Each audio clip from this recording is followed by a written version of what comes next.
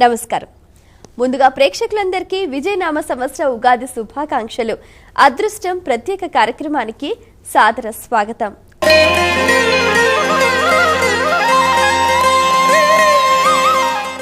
ఉగాది పండుగ వచ్చిందంటే చాలు ప్రతి ఒక్కరి జీవితంలో ఒక నవ్య శోభ నింపుతుంది. కుటుంబ సమేతంగా అందరూ కూడా ఆనందోత్సాహాలతో ఈ వేడుకను జరుపుకుంటారు.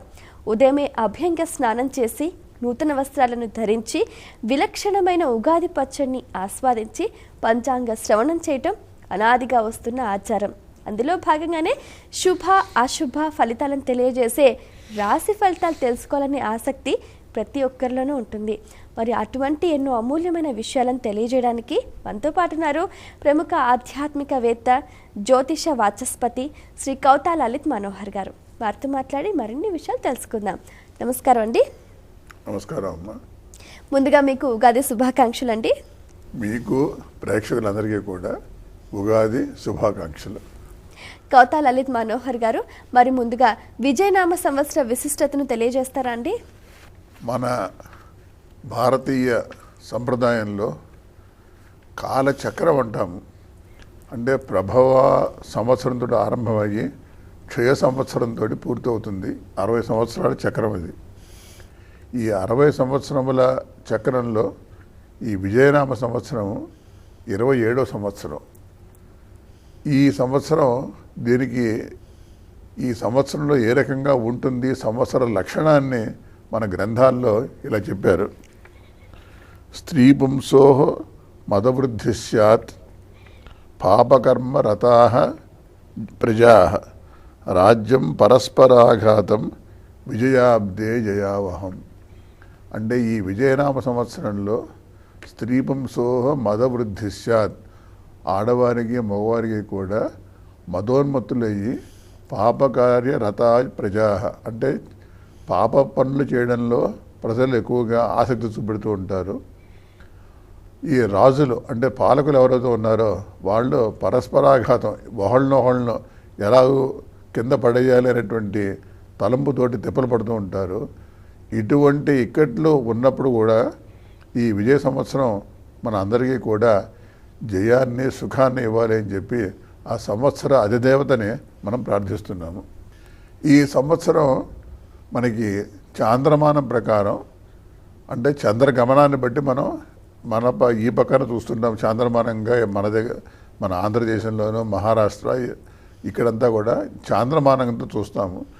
ఈ చాంద్రమానం ప్రకారం గురువారం ఉగాది ఆరంభం అవుతుంది కాబట్టి సంవత్సరాది ఆ గురువారం యొక్క అధిదేవత గురువు కాబట్టి ఏ రోజున సంవత్సర ఆరంభం చాంద్రమానం ప్రకారం అవుతుందో ఆ సంవత్సరానికి ఆ వారం యొక్క అధిపతి రాజు అవుతాడు. కాబట్టి ఈ సంవత్సరం విజయనామ సంవత్సరానికి గురువు రాజు. రేపు 14వ తారీఖు ఆదివారం నాడు ఈ మేష సంక్రమణం అవుతుంది. అంటే రవిగ్రహం మేషంలోకి వస్తాడు. ఏ రోజునైతే రవిగ్రహం మేషంలోకి వస్తాడో ఆ వార అధిపతి ఆ మంత్రి అవుతాడనమాట. కాబట్టి ఈ సంవత్సరం మనకి రాజు గురువు, మంత్రి సూర్యుడు అవుతారు. ఈ ఇద్దరు మిగిలిన గ్రహాలన్నీ కూడా నవనాయకులు వాళ్ళు ఉన్నారు. వాటి గురించి మనం విశేషంగా పంచాంగం పఠిస్తే మనకు అర్థమవుతుంది. ఇటువంటి గురుడు రాజుగాను, రవి మంత్రిగాను ఉన్నటువంటి ఈ సంవత్సరంలో ఫలితాలు మిశ్రమంగా ఉంటాయి. అంటే అన్నీ బాగుంటాయని చెప్పడానికి లేదు, అన్నీ చెడుగా ఉంటాయని చెప్పడానికి లేదు. మిశ్రమ ఫలితాలు వస్తుంటాయన్నమాట. దీంట్లో గురువు రాజు కాబట్టి ప్రజలలో సత్కర్మానుష్ఠానం చేయాలి అని చెప్పి కొంత ఆసక్తి కలుగుతున్నా కూడా కొంతమంది ఈ ధర్మకార్యాలకి విఘాతం కలిగించడానికి తీవ్రంగా ప్రయత్నం చేస్తూ ఉంటారు. అంటే ధర్మ అధర్మ యుద్ధం బాగా నడిచే సంవత్సరం ఈ సంవత్సరం అన్నమాట. ప్రజలు ఎక్కువగా అధర్మం వైపు మొగ్గు చూపుతూ ఉంటారు.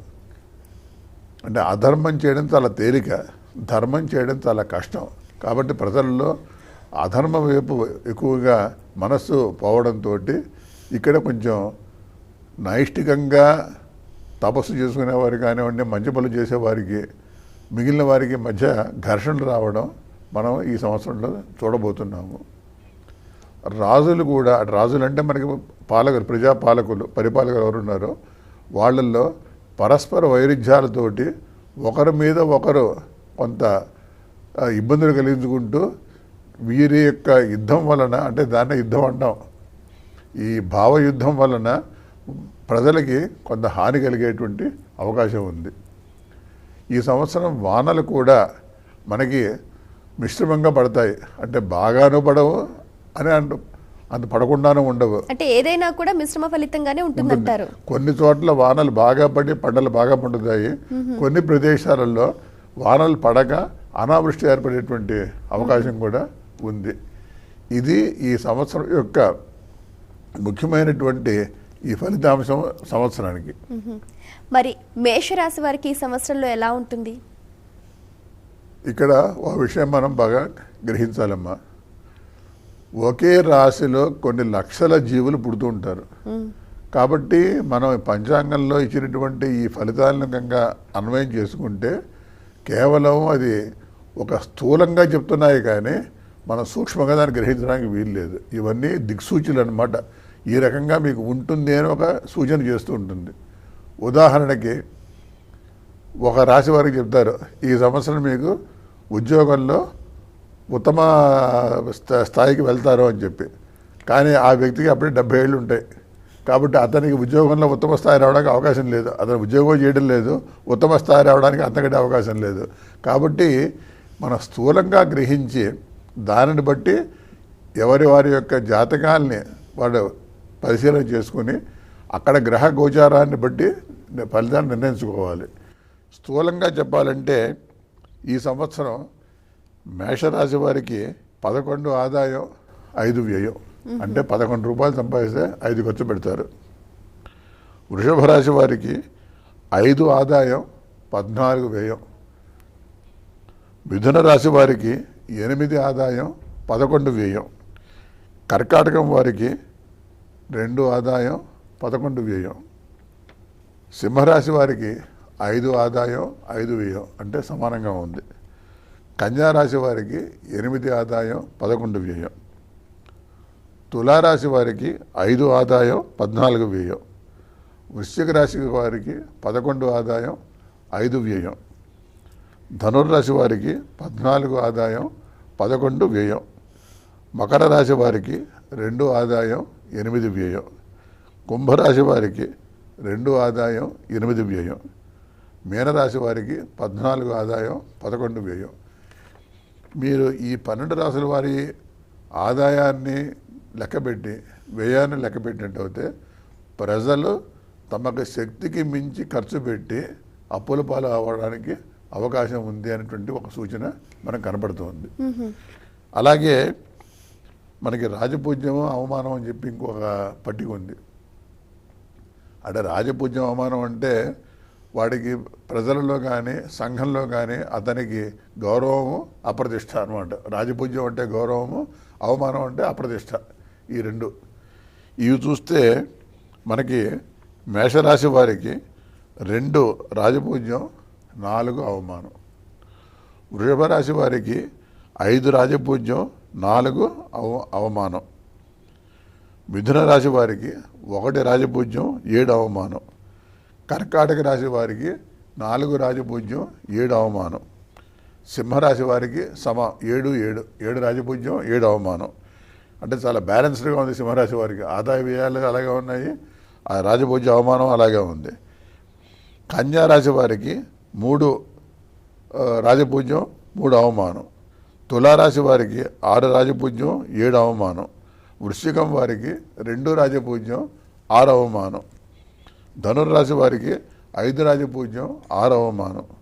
మకరం వారికి 1 రాజపూజ్యం 2 అవమానం. కుంభరాశి వారికి 4 రాజపూజ్యం 2 అవమానం. మీనరాశి వారికి 7 రాజపూజ్యం 2 అవమానం. వీళ్ళని కూడా మనం పట్టి టోటల్ చేసుకుంటే మొత్తం సగుడున అవమానం ఎక్కువ కనబడుతుంది. అంటే ఎప్పుడైతే అధర్మ ప్రవృత్తి కలిగి మనుషులు ప్రవర్తిస్తారో అప్పుడు వారికి అవమానం కలుగుతుంది అని చెప్పి ఇదొక మనకి సూచన ఇస్తుంది ఈ పట్టిక. ఈ సంవత్సరం ఇందులో ఒక్కొక్క రాశి వారికి సంవత్సర సారాంశం తీసుకొని ఆ ఫలితాంశం తీసుకుంటే ఏ ఏ దేవతలకి వాళ్ళు ఆరాధన చేయడం కానీ లేకపోతే ఆ దేవత స్తోత్ర పారాయణ చేయడం కానీ వలన కొంతవరకు ఈ దీనిలో చూపెట్టినటువంటి ఈ గోచారంలో చూపెట్టినటువంటి ఇబ్బందులు ఉపశమనం అవ్వడానికి అవకాశం ఉంది. అయితే ఇప్పుడు మీరు చెప్పిన ఈ ఫలితాలు కూడా స్త్రీలకు పురుషులకు ఒకే రకంగా ఉంటుందా లేకపోతే వేరువేరుగా ఉంటుందా? ఇద్దరికి సమానమేనమ్మా. ఆ రాశిలో పుట్టిన వారికే లెక్క. ఆ రాశిలో కానీ ఆ నక్షత్రంలో పుట్టిన వారికే లెక్క ఇది. అది స్త్రీ అయినా సరే పురుషుడైనా సరే. ఇందులో మేషరాశి వారు ఉన్నారు. వారికి నవగ్రహ ఆరాధన అంటే నవగ్రహ స్తోత్రం చదువుకోవడం, నవగ్రహాలకి గుడికి వెళ్ళి నవగ్రహాలకి ప్రదక్షిణం చేయడం, అలాగే వారు శివుడికి పార్వతీదేవికి అంటే శివపరంగా కొన్ని స్తోత్రాలు చదువుకోవడం, అమ్మవారి పరంగా లలిత సహస్రనామ పారాయణం, లలిత అష్టోత్తర శతనామ పారాయణం చేయడం వాళ్ళకి మంచిది. వృషభ రాశి వారికి కూడా శివారాధనే మొదటిది. రెండోది గణేశుడికి అంటే వినాయకుడికి ప్రార్థన చేయాలి. అంటే వీళ్ళు అప్పుడప్పుడు కనీసం వారానికి ఒకసారో 10 రోజులకు ఒకసారో వెళ్ళి, ఎలాగో శివాలయానికి వెళ్తే అక్కడ విఘ్నేశ్వరుడు ఉంటాడు కాబట్టి విఘ్నేశ్వరుడికి దండం పెట్టుకుని శివుడికి నమస్కారం చేసుకుని అక్కడ ఉన్న నవగ్రహాలకి ప్రదర్శన చేసుకుని వస్తే వారికి కొంత హాయిగా ఉంటుంది. మిథున రాశి వారికి కూడా ప్రధానంగా నవగ్రహ ఆరాధన తప్పదమ్మా. వారికి ఆదిత్య హృదయం స్తోత్రం ఉంది. అంటే రామాయణంలో ఆదిత్య హృదయ స్తోత్రం ఉంది. దాన్ని వాళ్ళు పారాయణ చేసుకోవడం చాలా మంచిది. అలాగే వారు రాముల వారి స్తోత్రాలు, రామరక్షా స్తోత్రం కానీ ఆపదుద్ధారక స్తోత్రం కానీ చదువుకోవడం వాళ్ళకి చాలా మంచిది. కర్కాటక రాశి వారికి ముఖ్యంగా వీళ్ళకి కర్కాటక రాశి వారికి శని అర్ధాశ్రమంలో ఉంటాడు సంవత్సరం అంతా కాబట్టి, అలాగే రాహు కూడా అర్ధాశ్రమంలో ఉంటాడు. అంటే కర్కాటకం, సింహం, కన్యా, తుల, ఈ తులలో ఈ రాహువు శని సంవత్సరం అంతా అక్కడే ఉంటారు.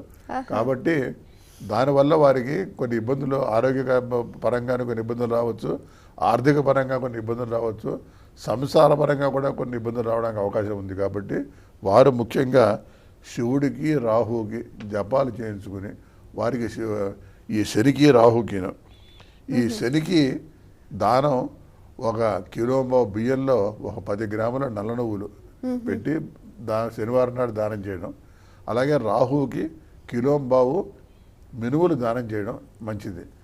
అయితే మనం చాలామంది ఈ మధ్య చేస్తున్నారంటే శనికి దానం అనగానే 1 కిలో నువ్వులు పట్టుకొచ్చి చేస్తున్నారు. ఎందుకంటే వీళ్ళు ఏమనుకుంటున్నారు, 1 కిలో నువ్వులు మనం గంగా ఓ బ్రాహ్మణ చేతిలో పెట్టేస్తే మొత్తం శని వెళ్ళిపోయాడు అనుకుంటున్నారు. కానీ చాలా పొరపాటు అది. ఎందుకంటే తిలదానం ఎంత తిలలు ఇస్తారో అంత దక్షిణ ఇవ్వాలి. అలా ఇవ్వకపోయినట్టు అయితే ఇచ్చిన యజమానికి ఆపత్తు వస్తుంది. కాబట్టి ఎప్పుడు శనిదానానికి ఎప్పుడు 1 కిలో బియ్యంతో పాటు 10 గ్రాములు నల్ల నువ్వులు దానం చేయడం మంచిది. అలాగే వీళ్ళు ఆపదుద్ధారక స్తోత్రాన్ని అంటే రాముడి మీద ఉంది, రామాయ ఆపన్ నివారణ అని చెప్పి మొక్కడం వస్తుందన్నమాట. ఆ స్తోత్రాన్ని వీడు కనుక చదువుకుంటూ ఉంటే ఈ శని రాహువుల యొక్క ప్రభావం వాళ్ళ మీద కొంచెం తగ్గుతుంది. ఆ ప్రభావం తక్కువగా కనపడుతుంది మనకి. సింహరాశి వారికి అన్నీ సమానంగా ఉన్నాయి. కానీ ఈ గోచారం వలన వారికి పంచమంలోకి వస్తారు, తృతీయంలోకి వస్తారు శని రాహువులు. కాబట్టి వారికి విష్ణు సహస్రనామం, లలిత అష్టోత్తరం అంటే లలితాదేవి స్తోత్రాలు రాహువుకి, విష్ణు స్తోత్రాలు శనికి. కాబట్టి ఆ 2 గ్రహాలకి ఉపశమనం కలగడానికి విష్ణు సహస్రనామం, లలిత అష్టోత్తరం వాళ్ళు పారాయణ చేసుకోవడం చాలా మంచిది. కన్యా రాశి వారికి ఈ ఏళ్ళనాటి శని చివరి ఫేజ్లో ఉందన్నమాట. అంటే చివరి 2.5 సంవత్సరాల్లో ఉంది. కాబట్టి వాళ్ళు శని ప్రీతికై శివారాధన చేయడం, అలాగే ఆంజనేయ స్వామిని హనుమాన్ చాలీసా కానీ ఆంజనేయ దండకం కానీ వాడు నిత్యం పారాయణ చేసుకుంటే వారికి చాలా హాయిగా ఉంటుంది. మ్మ్.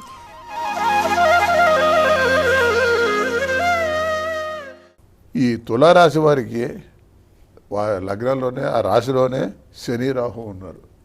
కాబట్టి వీళ్ళిద్దరికీ కూడా దుర్గా ఆరాధన, శివ ఆరాధన, దానితో పాటు ఆంజనేయ స్వామి అంటే హనుమాన్ చాలీసా మనకి చాలా విశేషమైనటువంటి ఒక పుస్తకం అది, ఆ స్తోత్రం అది. ఆ హనుమాన్ చాలీసా కనుక వాళ్ళు రోజు పారాయణ చేసుకున్నట్టు అయితే వారికి ఈ శని ప్రభావం చాలా తగ్గిపోతుంది అని చెప్పి తెలుసుకోవాలి వాళ్ళు. వృశ్చిక రాశి వారికి ఏళ్ళనాడు శని ఆరంభమవుతుంది. వృశ్చిక రాశి వారికి ఆరంభమవుతుంది కాబట్టి వాళ్ళు విష్ణు సహస్రనామం పారాయణ చేసుకోవడం ఒకటి, శ్రీరాముడిని పూజ చేయడం ఒకటి, ఈ రెండు చేసుకున్నట్టు వారికి ఈ దోషం కొంతవరకు తగ్గడానికి అవకాశం ఉంది.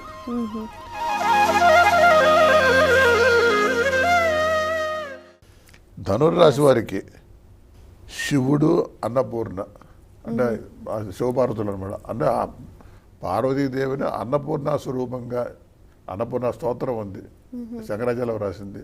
అన్నపూర్ణ స్తోత్రాన్ని కానీ లేకపోతే దాంతోపాటు శివుడి కొన్ని స్తోత్రాలు చదువుకోవడం. అలాగే ఆంజనేయ స్వామి ఇందాక చెప్పాను హనుమాన్ చాలీసా. హనుమాన్ చాలీసా అంటే మనం ఏదో కొంతమంది చాలా తేలిక తీసుకుంటారు. ఒక్కొక్క దోహ ఒక మహామంత్రం అది హనుమాన్ చాలీసాలో, తులసిదాసు రాసినటువంటి దాంట్లో ఒక్కొక్క శ్లోకాల్లో ఒక్కొక్క దోహ ఒక మహామంత్రం. ఆ దోహ మన నాశై రోగ హరై సబవీర జపత నిరంతర హనుమత వీర అని చెప్పంటాం.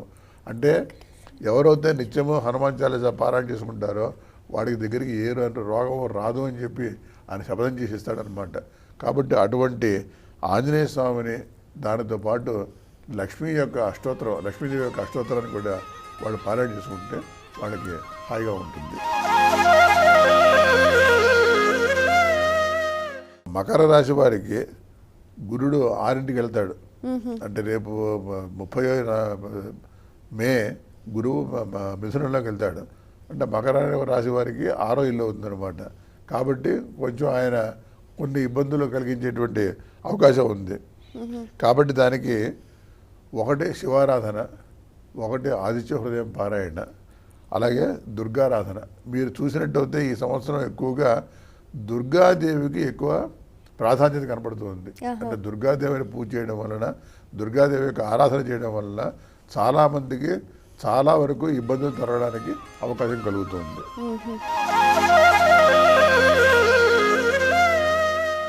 కుంభరాశి వారికి కేవలం సంకటహర గణేశుడు చేయగలిగితే సంకష్టహర చతుర్థి వ్రతం చేసుకోవడం. ఆ వ్రతం చేసుకోవడానికి ఓపిక లేని వాళ్ళకి అంటే ఆ రోజంతా ఉపవాసం ఉండి చంద్రోదయ కాలంలో వాళ్ళు భోజనం చేయాలి. ఇది గణపతికి పూజ చేసి అలా చేయలేని వాళ్ళకి కనీసం సంకష్టహర గణేశ స్తోత్రాన్ని కనుక వాళ్ళు రోజు పారాయణ చేసుకుంటే వాళ్ళకి బాగుంటుంది.